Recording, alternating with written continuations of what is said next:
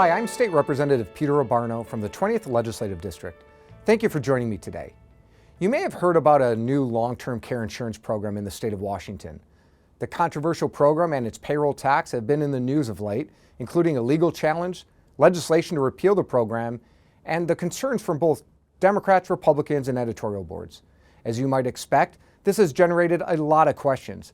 I'd like to take this opportunity to share some facts with you and explain where I and other House Republicans stand on this issue. First, everyone acknowledges that long-term care insurance can be an important safety net for individuals and families. And maybe it's a good idea for you, but like any other financial decision, it should be your choice and your choice alone. Unfortunately, Democrats in the legislature and Governor Inslee took this choice away from most Washington workers, and the result is a bad deal. Let me explain. In 2019, Democrats passed House Bill 1087. This legislation created a new long-term care insurance program administered by the state and funded through a regressive payroll tax on Washington workers. No other state has such a system, and for good reason. Here's how it's supposed to work. Beginning January 1st, 2022, workers will be required to pay 58 cents per $100 of their earnings to fund this program. While this may not sound like a lot of money, it is for someone living paycheck to paycheck, and adds up to a lot of money out of someone's pocket over a long career. What will this career-spanning payroll tax get someone? Well, potentially nothing. If that person never needs long-term care insurance, moves, retires to another state, or doesn't pay into the system more than 10 years, they'll get nothing. Because as currently structured, a person could work for 9 years or more, pay the payroll tax for 9 years or more, and never see any benefit for their contribution. Washingtonians in the program receive limited lifetime benefits up to $36,500 to assist with long-term care costs. It should be called short-term care because of the significantly limited benefit. If you're thinking right now, it would make more sense for someone to just put this money aside, invest it, and have a greater return and flexibility over time in the private sector, well, you're right. Private personal long-term planning would have a greater long-term care return for you and your family. Democrats and Governor Inslee did offer workers a small window to opt out, if and only if you secured a qualified private long-term care insurance policy by November 1st, 2021. To date, nearly 400,000 people have done so and opted out of this plan. But unfortunately, many workers had trouble finding a policy in time, and many people are unaware of the new state mandate. I agree with you. It sounds like it's fundamentally unfair, and that's because it is. Another flaw of this program is solvency.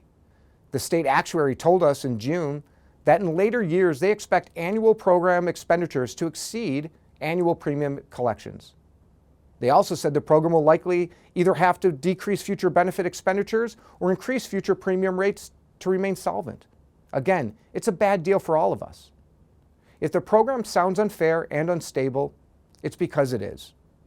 And you told Democrats it was unpopular and they didn't listen. In November 2019, nearly 63% of Washingtonians said House Bill 1087 should be repealed through advisory vote number 20. That was a clear message. It's also what constituents are telling us today. A prominent Democrat in the Senate was quoted as saying she hasn't heard from any constituents who are excited about the program. And why would they be? So the question is, are majority Democrats listening? We're going to see.